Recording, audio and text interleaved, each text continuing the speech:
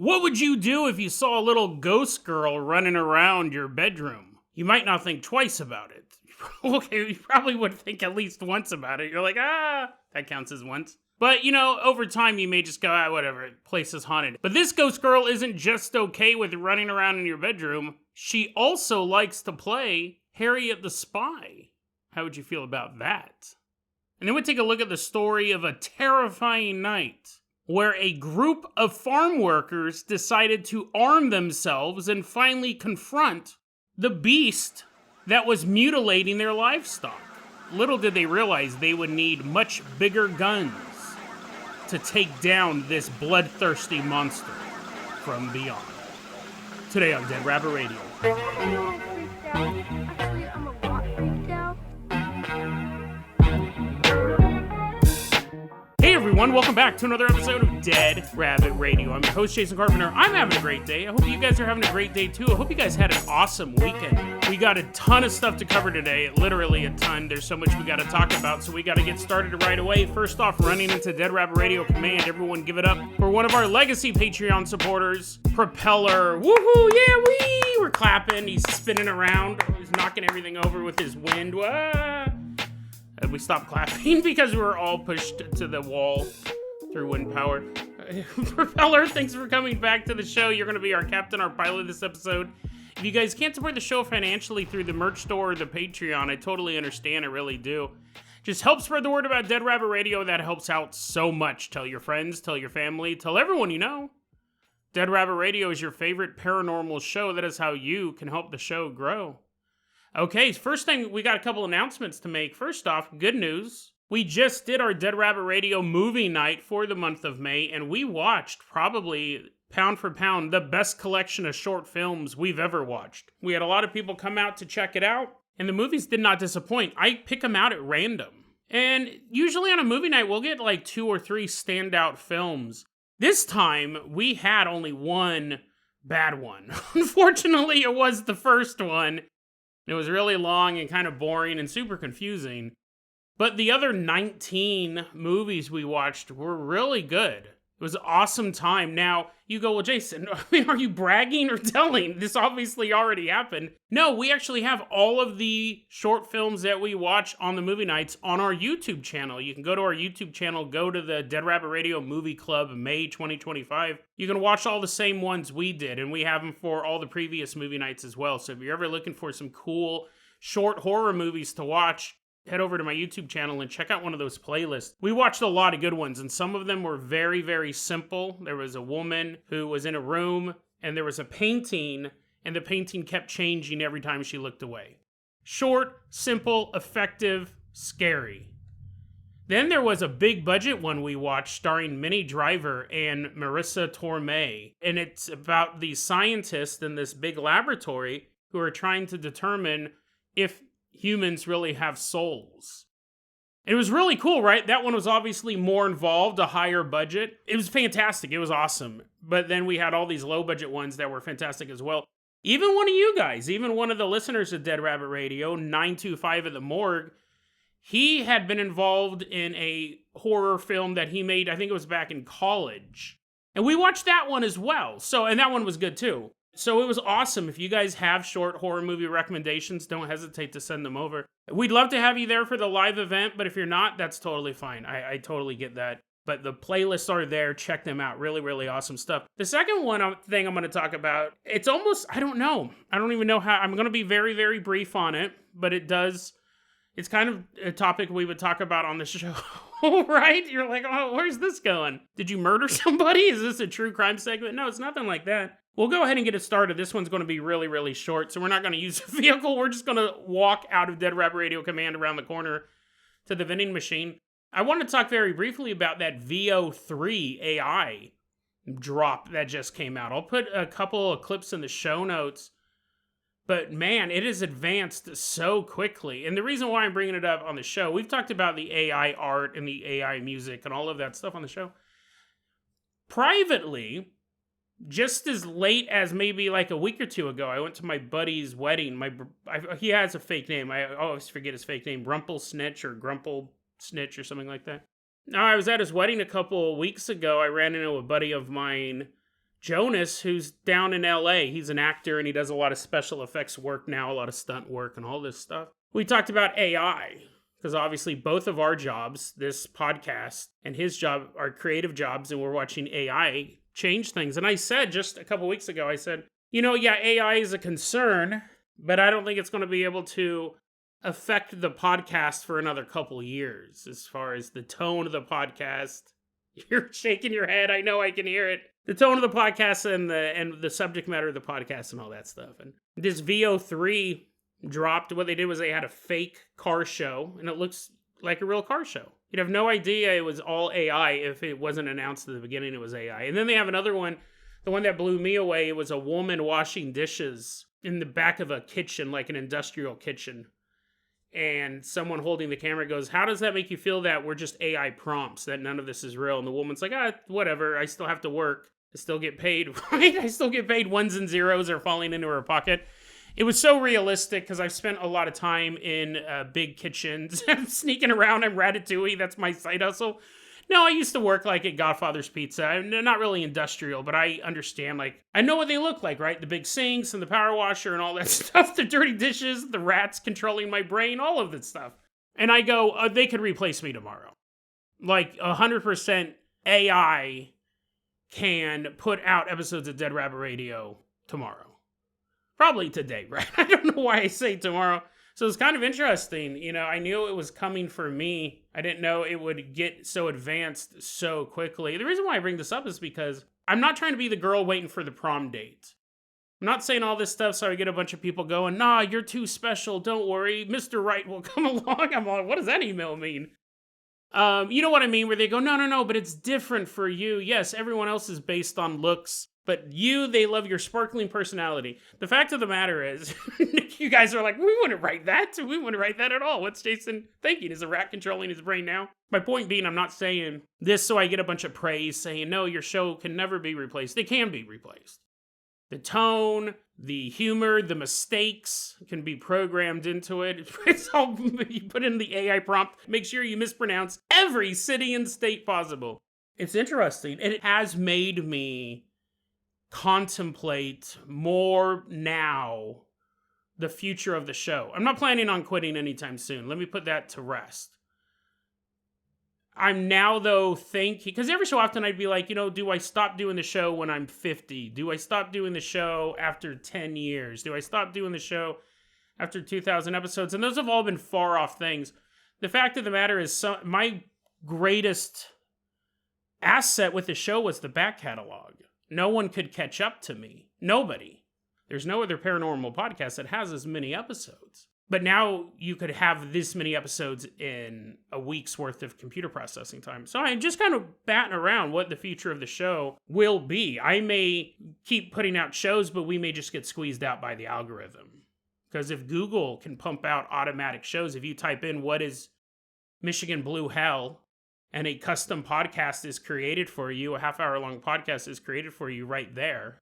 What is the ocean at night? Why are there no fat ghosts? It just creates a custom podcast for you. The algorithm may force those above this show. And it would sound great. It'd sound like this show sounds, which is you're at work and your buddy sits down next to you and goes, "Dude, you won't believe what I read online." That's always been kind of the focus of the show. Interesting, though. I knew it was coming. I just didn't know it was going to come so soon. So I'm not saying this because I'm planning on ending the show. I'm not saying this for prom date proposals. Jason, will you be my prom date? I was like, that wasn't the point. It was an analogy. Maybe it was a bad analogy. I'm just doing it because I guess I'm just kind of, for the first time, really understanding I can get squeezed out a lot quicker. People can put out better shows, yes. And people can put out shows that are better financed, the better sound quality. It doesn't sound like Kermit the Frog. People can put out podcasts where you can tell it's not being recorded with a microphone clipped to a Walmart folding chair. All that stuff is true, but the back catalog, you couldn't put out as many episodes. It would take you years to get 1,400 episodes. Well, now you can get it in an afternoon. Interesting, but that's the way technology is, right? And you have to choose what path you are going to take. Again, I'm not even considering quitting, but for the first time I'm thinking, I could get squeezed out by the algorithm pretty quickly. Custom podcasts, wouldn't that be awesome? I mean, no, I personally wouldn't want it, but I would if I was a listener. So, interesting, the March of Technology stomps on all fingers. I just made that up. Maybe that'll be my new business, t-shirt slogans. I'm sure the AI could do that better as well. Okay, Propeller, let's go ahead and get this party started. Let's squeeze you into the driver's seat of the Jason Jalopy as we leave behind this vending machine. Why don't you drive us all the way out to an army base? Ever since I got my car, I think my neighbors are starting to hate me. The car's full of laundry, and I'm blaring rap music. I'm through the neighborhood. You're like, yes, Jason, I would hate you too. I'm starting to realize my neighbors, they're giving me funny looks. That's their fault. That's their fault for not enjoying incredibly loud 1990s rap music played outside of their $500,000 condominium. If you don't like it, buddy, move. I'm here to stay until they have my car towed. They're like, why's all this laundry in here? Anyways, we're driving past my car, Sunny. That's what we've named it. We're driving past Sunny. We're actually in the Jason Jalopy as Propeller is driving us out to an army base. We don't have an exact location, and honestly, this would be a very hard story to track down. We've done multiple episodes on haunted military bases. It's very common. I'll put those episodes in the show notes. There's so many of them. Let's take a look at this one. This one, if true, and I think it is, it adds another wrinkle that we love to look for here on Dead Rabbit Radio. Those connections, this idea that truly what does it mean to be a ghost? We have a couple at this house, this military house, and it's an old house that's on this army base. We're going to call the couple Clark and his wife Rosa. And at this house, both Clark and Rosa, together and separately, had noticed paranormal activity. Again, it's something that you just kind of get used to on a military base. It happens a lot, and we've gone into a lot of the reasons as to why. A lot of death, a lot of grief, a lot of fear. Big, strong emotions in military housing. Things would move around. Doors opening and shutting on their own. Creepy, yes. Odd, totally. Unsettling, absolutely.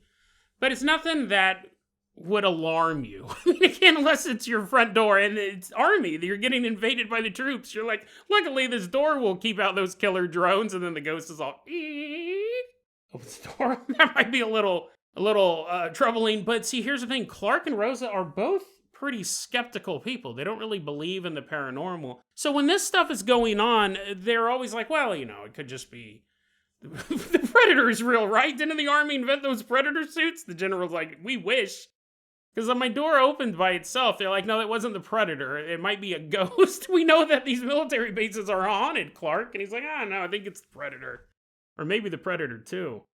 They just really, didn't give it much mind. And to be fair, you could write that off. Doors opening and closing, stuff kind of. If you saw something move around in front of you, you're kind of an idiot. Like, if you see a candlestick float through the air, then get set down on a desk, if you ignored that, then you're just dumb. But if you go, where's my keys, where are my keys, and then later on you found them on that desk, you'd be like, oh, I don't think that was a ghost.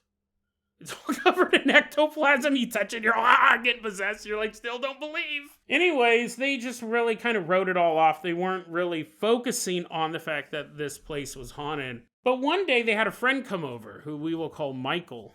And Michael was going to stay there for a while, so he brought over his suitcase, had some clothes in it and all that stuff. He had a little room that he was going to set up in. So, after coming in and getting hugs, saluting each other, probably, Michael goes, hey, I'm going to unpack my suitcase and settle down. Yeah, man, go do it. Yeah, that'll be cool. So Michael goes in his bedroom, starts unpacking. A short while later, Michael is walking around and he sees Clark and Rosa just sitting there. And he goes, hey, guys, this is going to sound super weird. I don't know what to make of this, but are you sure there's not a little girl who lives here, too?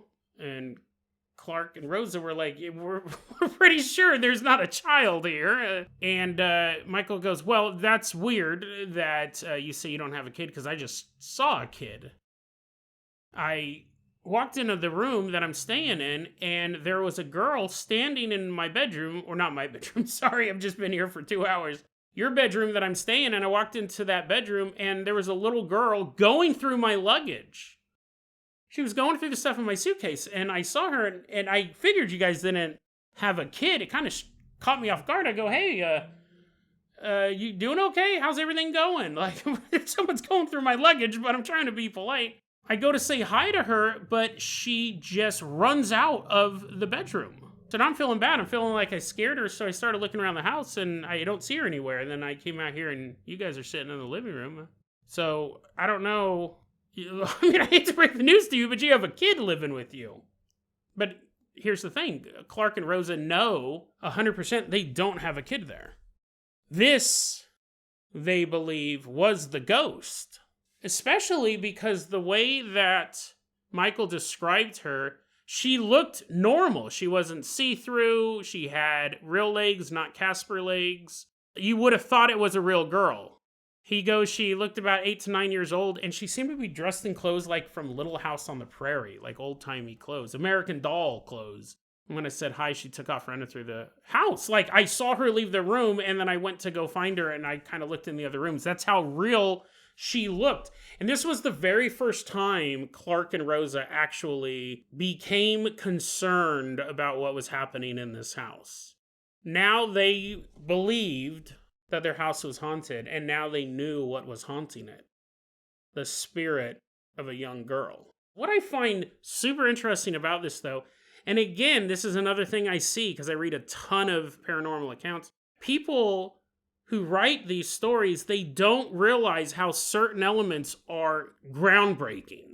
And that's what this story contains. And I wonder, I'm sure some of you guys picked up on it. The ghost going through the suitcase. That's huge. In the world of the paranormal, such a small detail that's just a throwaway sentence in the story is actually a key point, because what it means a couple different things. He walked in and the girl was rifling through his clothes, looking at them. That touches on the topic of what time period do ghosts live in? How do they perceive time? We did a whole episode on that. And what I mean is the girl's in this outfit. She's obviously from a different time period, or is she? We did an episode on that. Sometimes ghosts dress differently than when they die. The whole phenomenon's so weird when you really sit down to analyze it. She's going through the clothes, and you have to wonder, does she still have the mentality of a pioneer girl? Or she doesn't understand that technology is advanced so far from when she was alive. So imagine if she died in 1842, and she's moving through a house over the decades that's changing and getting new devices in it. A new type of iron, a new type of stove, a new type of, what is that? Is that music coming out of that? What is that? I've never seen anything like that. She would have seen a radio get purchased and put into the house for the first time. She would then see a television set get purchased and put in that house in the first time. And it could be happening so quickly from the ghost's point of view, it's completely incomprehensible. We don't understand how they gauge time, because if they had to live every second of every day from 1842 until 2025, you'd lose your mind. You would go insane. No sleep, no rest, just constantly processing information with no hope of ever dying. Do they experience every second of every day, or does it happen in jumps and jolts when they manifest there in this time period, and then let's say they don't manifest again for another 3 months, another 3 years? Bam, now it's a little girl standing in the bedroom, and she doesn't realize 3 years passed. All the furniture's changed. Which one's worse? Hopping through the time stream, never knowing how many years you're going to hop the next time you blink out? Or having to experience every moment? She's rifling through the clothes because you would be curious. You would be looking at a suitcase full of clothing styles that you have no idea about. You're just like Anna Green Gables. I don't want to sound sexist, but imagine you're a girl kid. You're into clothes and stuff. And then you blink into reality, and you're looking at a box full of clothing you've never seen before. You've never seen these materials. You've never seen these colors. And you'd start rifling through them like a kid finding this treasure. The idea that can even interact with the clothing, a ghost picking things up and moving them, it really is one thing. To make a candle, it takes a lot of energy, but to make a candlestick move from the dresser to the kitchen table takes a ton of energy. But you can do that. Anyone can do that. A baby can do that. They can pick something up and they can move it around. To rifle through something, to delicately move it with your fingers, and to examine items, and to process what you're looking at, a baby can't do that. That requires dexterity. That requires real substance. You could use not even your fingers to move something around the room. I mean, your hand, obviously, but you can do it with your palm. You can hook your thumb into a nook. You can do it. A monkey can do that. A lot of animals can move items around. There's a different level of manual dexterity and information processing to look through. You're like, Jason, AI is not going to replace you because AI is not insane. You're like, Jason, I'm pretty sure monkeys can look through a suitcase. I did see Dunstan checks in. That orangutan was all over that hotel. You know what I mean? A ghost rifling through a suitcase, that's huge. If you really, really think about it, that's a big detail for ghosts, for paranormal researchers. It's very interesting he saw her, and as far as we know, they never did. They never saw her before this moment. So why did he see her, like, full, not a ghost? Like, he thought it was a real person. And that's quite the interaction, too. It's not the ghost immediately disappeared when he walked into the room. It didn't immediately disappear when he said hi. It actually had to physically run out of the room. And then whether it evaporated in the hallway or it ran to another room and vanished, we don't know because he lost sight of it. But if it had to continue running down the hallway to get to a room where it was able to vanish, again, you'd question why. Why was she seen here? Why couldn't she disappear? Because obviously she's invisible most of the time before this. Clark and Rosa never saw her. So she has the ability to be invisible. Super bizarre. I love stories like this where it's just a simple story. Someone posted it. They didn't understand the magnitude of what the story actually meant. That's why I love doing this show. Really, that's like finding these things and being like, why? Why this? And why was she? I think I know why she was rifling, because she's a little girl and she likes clothes. She wasn't picking up the alarm clock. She wasn't investigating his watch. She saw clothes that she had never seen before. Fascinating, fascinating stuff. We very rarely have ghosts that have this type of finger work. Jason, you're really obsessed about these ghost fingers. Well, you know, I think it's nuts. I think it's absolutely nuts. Simple details can sometimes lead to crazy conclusions. Propeller, let's go ahead. I'm going to toss you the keys to the Carpenter Copter. Go ahead and wedge your propeller-shaped body in here. Last time we attached him to the top of the copter. This time we'll let him fly it. Propeller, go ahead and lift off from this army base. Why don't you fly us all the way out to Brazil?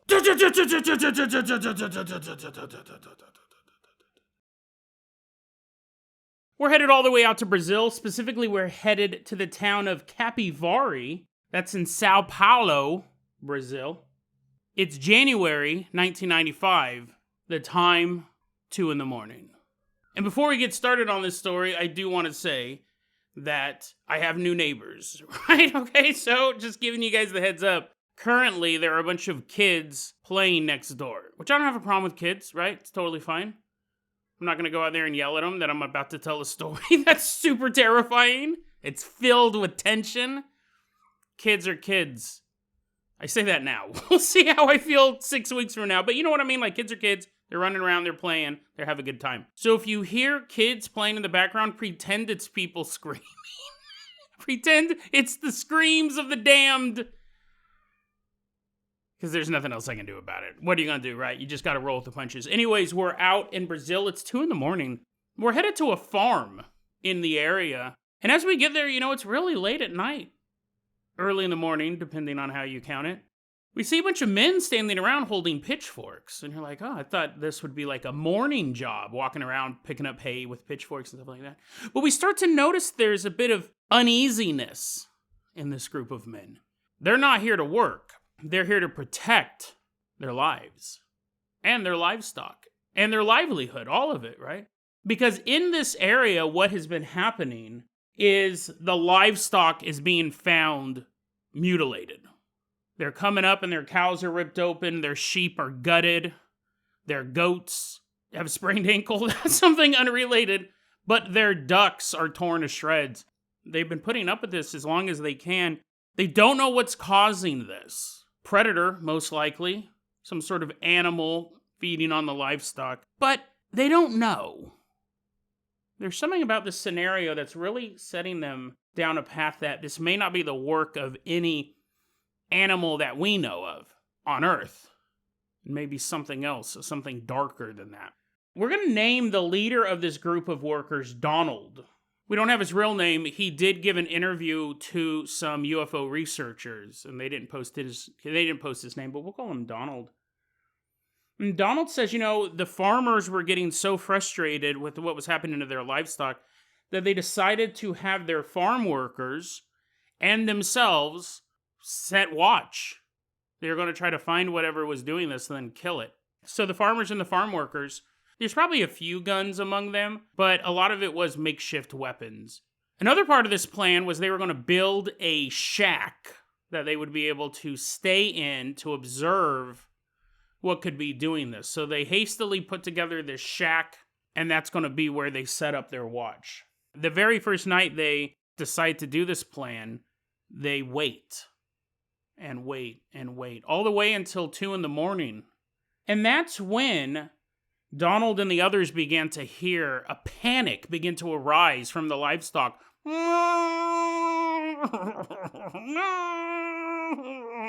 Quack, quack, quack, quack, quack, quack.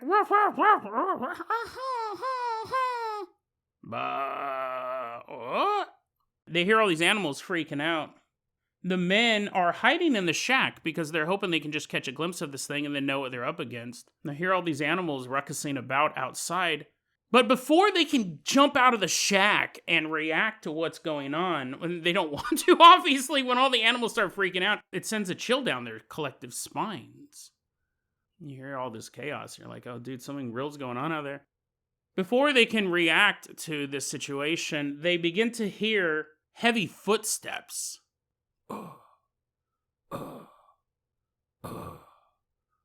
As well as heavy breathing.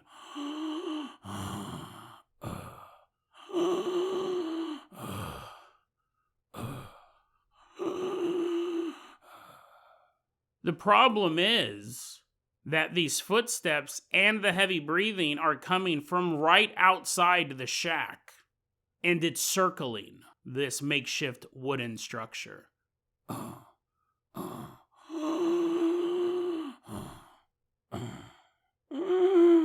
They can tell that whatever is out there has tonight avoided the animals and come straight for the men. They can hear it walking around outside. And then they hear the door begin to rattle. The men are terrified beyond all reason at this point. They didn't expect whatever this was going to come directly for them. Now it's testing the door. It's pushing it to see if it can get in. Donald's looking at the others. They're like, hopefully, who bought the knob? Who bought the doorknob for this? You? You got a good doorknob, right? And they did have a good doorknob, otherwise no one would be alive to tell this story. Something is pushing in on the shack door, but it doesn't give way. The men are just standing there silently. Suddenly, the door begins to violently shake. Whatever was out there, it's big, it's mean, and it just threw its entire body weight against the door. It wants in. It knows something's in here, and it wants it more than any animal guts that it's been feeding on before this night. But then it stops investigating the shack. It's quiet outside, except for the screams of the animals. The animals are still screaming in terror. But there's no more footsteps, no more heavy breathing, no more rattling door. The men are standing in there. Hey, you, Donald says, you, peek out the window. Peek out the little tiny opening. It's not actually a window. They didn't install glass windows on this thing, but peek through the cracks, bro. Tell me what you see. So one of them does. They're looking through the crack, and they're like, oh my God. What is that thing? Someone else, let me see. And they're looking, dude, what in the, oh my God. I think we're going to need a bigger pitchfork. And the men begin peering out at this thing, and for the first time they can see it. About 30 yards away from the shack, the men see something They said it was about 5'9", and it was covered from head to toe in black hair. They're looking at it, and it's very interesting because they don't know if it's standing on two legs. It's definitely upright. But Donald says it looked like it was leaning against the tree. I don't know if it could actually walk around on two legs. Donald says it was leaning against the tree, standing upright, but that could just be like a comfort position for it. Was this thing like a Bigfoot that can walk on two legs? Was it some sort of other creature? I mean, definitely the only thing that compares it to Bigfoot is that it's covered in hair. That's it. It looked like a human, but it may not be bipedal or bipedal. And they're like, what is that thing? Now, the questions about whether or not it could stand up on two legs on its own are questions we have now, afterwards. In the moment, this did not become an issue, because the second this monster noticed that a bunch of men were peeking through cracks in the shack, the second this creature realized it was being watched, it immediately dropped to all fours and began running as fast as it could straight towards the shack. I mean, listen, it probably could have ran on two legs, we don't know, but it definitely likes to attack as a four-legged beast. It begins galloping, running right towards the shack, and it smashes into the side of it. Full speed. The entire shack begins to shake. But it holds. It doesn't collapse. The men inside are safe. The entire area was draped in an unnatural silence. Even the animals stopped freaking out. Then a loud, terrifying, unnatural shriek deafened the men. Ow! You're all taking your headphones off. You're like, I get it, Jason. This monster screams really loudly. The men were freaking out. The creature lets off this unholy wail and then gallops off into the nearby woods. The sun rises later that same day. The men are in the shack and they're like, you think it's good? You think we can come out of this now? I probably need to change clothes. Because I'm pretty sure I pooped multiple times last night, even before the monster showed up. We should have built a bathroom in this shack. The sun comes up and the men go, okay, so we know what's killing the animals. We gotta find this thing. As scary as that was, this was their livelihood. You can't just keep losing cattle and horses and ducks. So a group of these men, a smaller group than the night before, because I'm sure some of them are like, nah, it's cool, I'm moving. I hear things are really sunny in Argentina right now. A group of these men set off to try to track down the beast. They know what direction it ran into. Now they know what they're looking for. They don't know what it is, but they know what it looks like, and they know where it was last seen headed. So they go, we'll just walk out into that area and see what we can find. It actually helped their search a bit, because as they're walking around, they see in the distance vultures circling overhead. And they go, well, I mean, it's probably another dead cow, but it'll give us another clue as to where this thing could be.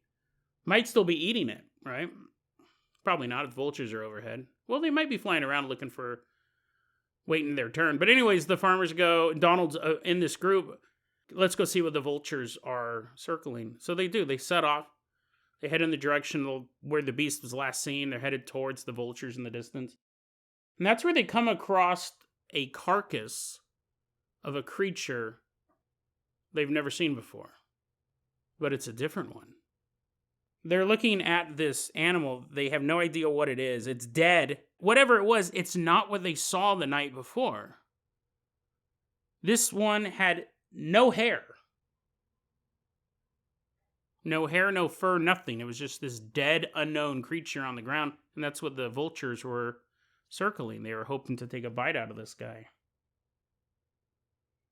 And they're looking at it and they go, what the hell is this? I mean, we already had one monster. I mean, I guess it's good that this one's dead.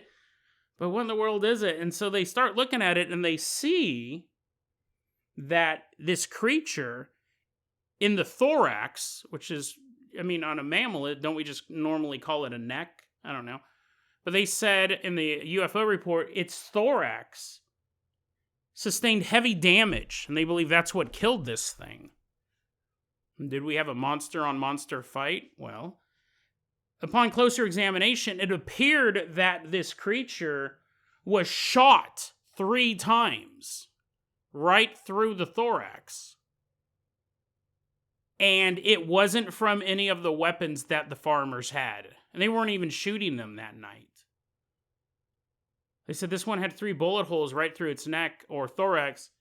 And in fact, they believed that this was shot by some sort of high-caliber rifle or high-caliber pistol. Some sort of high-caliber firearm, which is none of what they carried. The creature also looked like it suffered some blunt damage attacks as well. So bruising, things like that. When they flipped the body over to get a good look at this thing, that's when they realized that underneath it, where its body had been laying, the grass and the soil beneath it looked like it had been scorched. They said it was browned. It was almost like some sort of high heat had been unleashed right on this area. The men looked at each other, looked down at the monster in their midst, looked up at the vultures circling overhead, and looked at each other again. They go, just leave it. We don't know what it is, but we're not taking it back with us. Just leave it. And so they did. What's interesting is, as far as the report goes, I found this on thinkaboutitdocs.com. They got it from CEPEX, which is the Centro de Pesquisas Exologicas, which is the Brazilian UFO encrypted investigation group. It started by 2 brothers, Eduardo and Osvaldo Mondini. According to thinkaboutitdocs.com, it appears that the animal mutilation stopped. There's no further report that they had problems in this area. Very interesting, right? Aren't these 2 separate beasts? They saw one the night before covered in black hair. The next day they come across something else that has no hair at all, shot 3 times in the neck. You figure that the original black hairy beast would be back the next night, but he wasn't. A lot of mysteries with this story. I think I have a couple ideas here.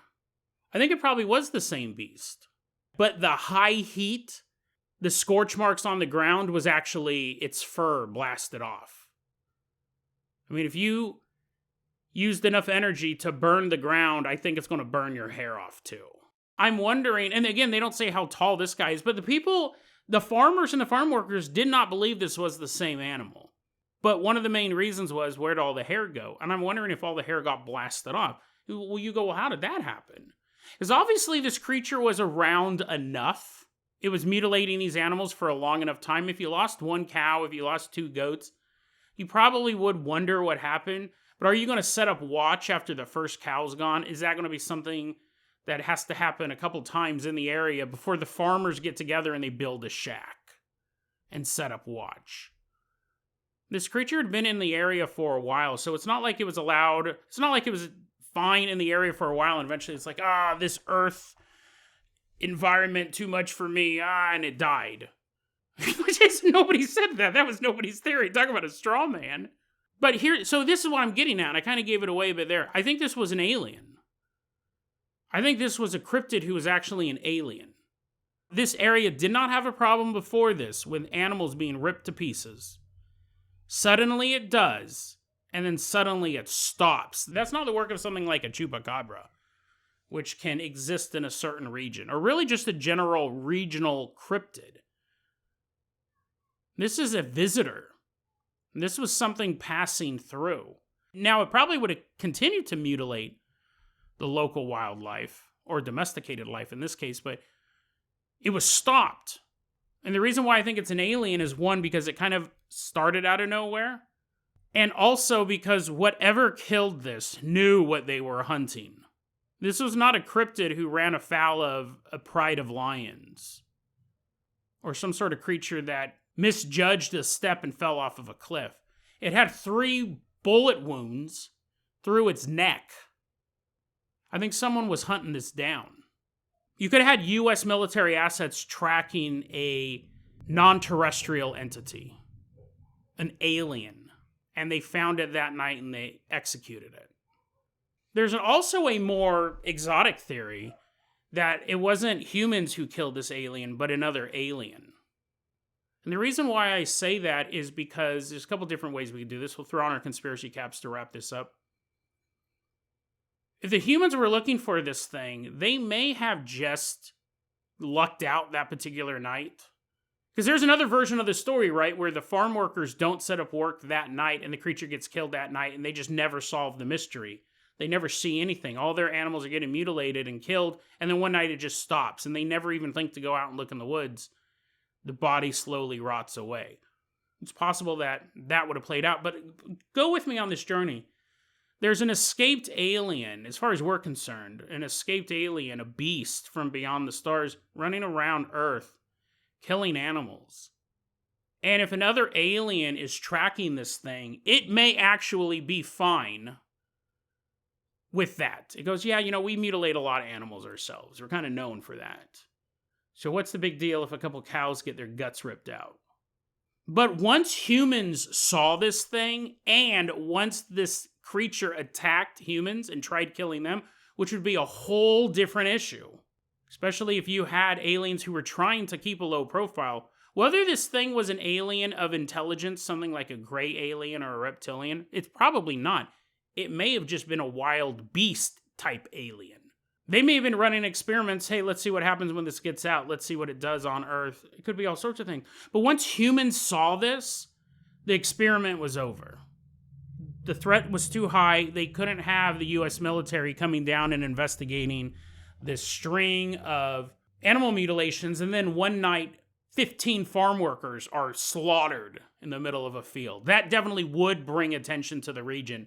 And aliens, if anything, they really do try to be discreet. Yeah, every so often a giant ship is seen flying over Phoenix, Arizona, but for the most part, discretion is part of the game. So when that happened, they go, we gotta eliminate this thing. So they shot it 3 times in the neck and then scorched it. Not with any type of fire we have here on Earth, but some sort of high-intensity beam that literally would destroy all of the hair and sterilize the body. And let the buzzards, or the vultures in this case, do the rest. You go, well, Jason, wouldn't it have also made sense if they were trying to cover it up to take the body with them? Well, hey, man, I'm just going off my gut. I didn't think about that just then. I go, well, why wouldn't they take the body? Maybe it was too heavy, right? Maybe they forgot the grav lift back on the ship. They're all, you numbskull. We can't carry this body all that way. We're just little guys. We're just little gray aliens. Just let it rot. You're right. They probably would have taken the body if they really wanted to cover it up. Theories, right? We don't know. It could have just been a weird cryptid, and maybe an unrelated hunter shot it 3 times in the neck. I mean, it's possible, right? Maybe it is a different creature. But why did the animal mutilation seem to stop? Again, it doesn't specifically say in the story animal mutilation stopped after this. They also don't say that it was continuing even though this creature was dead. Could be 2 different creatures. Could be an unrelated group or an unrelated hunter shot this thing and didn't even know what was going on in the farms. He could have been passing through and been attacked by this thing and blew it shot it a couple times in the neck and took off. Burned the hair. He gets gasoline. He's like, oh, one more thing. I don't know why I'm compelled to do this. 2 different monsters, same monster. Aliens, escaped creature, interdimensional traveler. U.S. science experiment that broke out of the lab. I mean, we could come up with so many conspiracy theories wrapped around this story, which I find so fascinating, right? Because so many of these stories, you're like, I think I saw that movie on the Sci-Fi Channel. I think everything you've said, I think I've seen on the Sci-Fi Channel. It's very, very provocative. You really can imagine what did they experience that night. A beast, a creature that tried to kill them, but failed. And instead was shot himself 3 times in the neck. Or a different one, right? You're like, Jason, yeah, I mean, which one is it? Is it the same monster, different monster? I don't know.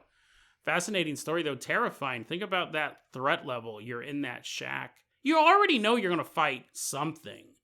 You're hoping it's just a wolf or a pack of coyotes or something like that. You're one of the guys who just has a machete or a pitchfork. You figure you're just going to chop some animal up, and instead you look out and you see this thing, and then it begins charging at you full speed. Crazy story. It is very interesting, too. I'll wrap it up like this. This is one of the things that is kind of depressing about this show. These two brothers, Eduardo and Osvaldo Mondini, started CEPEX, and they started investigating Brazilian UFO stories. Brazil has a long and storied history with UFOs. They actually probably rank maybe third or fourth in the world with UFO sightings, behind United States. Former Soviet Union has a ton of them. Mexico is coming in at third, and then Brazil would probably be fourth. We covered that story a long time ago about Operation Plate, there, Roswell, that may have gotten a couple people killed because reporters were looking into it and people were talking too much about it. It's very interesting. You wonder why Brazil, out of all the other nations in the world. Australia has quite a few as well, but it's pretty interesting the way that it's United States, Soviet Union. That makes sense, right? Because the Cold War, probably a lot of it was our spy vessels. How many UFO reports were actually Cold War spy missions? But Mexico and Brazil, you kind of go, well, now why do they have so many? Why are they on par with the two big superpowers of the world? We don't know, right? I mean, that's the thing. I know I've been saying that a lot on this show. If you could sum up Dead Rabbit Radio into 2 words or 3 words, it would be, I don't know. 2 words would be, who knows? Fascinating stuff, though. Oh, but what I was going to say is these brothers, they have this passion for the paranormal. They started this research group and they started publishing like this newspaper/magazine, and it's out of print and all of their stuff. As far as I can tell, now, if we have a lot of listeners in South America, if you happen to speak Portuguese, if you happen to live in Brazil, you might be able to find the archives of this group. I couldn't find that they were still around. I found a news article written about them when they started it. But yeah, it's always frustrating when you have people who have a passion for the paranormal, UFOs, cryptids, ghosts, whatever it is, and then the website goes down eventually. The newspaper stops being published. All the back copies are in a box somewhere in Grandpa's attic. It's frustrating. But I'm glad that we have groups like thinkaboutitdocs.com that does catalog this stuff, because what a crazy story. I mean, absolutely nightmare fuel. Maybe not for us, right? We're not a farmer. You're like, yeah, Jason, I'm not in Brazil. I'm not worried about it. But the idea of truly the hunter becoming the hunted twice in one night. First, the farm workers out to defend their land are hunted by this creature. It directly tries to assault them twice. And then a few hours later, the beast itself, the hunter of this land, the spiller of blood, it is killed with no mercy and a cold efficiency. You have to wonder if this was an alien. Who killed it? How did they know how to kill it? Where are they now? Fascinating stories. I guess as long as they're not mutilating animals, the farmers are fine with it. But yeah, interesting. A lot of unanswered questions. Fascinating stuff. DeadRabbitRadio@gmail.com is going to be our email address. You can also hit us up at Facebook.com/DeadRabbitRadio. TikTok is @DeadRabbitRadio. Dead Rabbit Radio is the daily paranormal, conspiracy, and true crime podcast. You don't have to listen to it every day, but I'm so glad you listened to it today. Have a great one.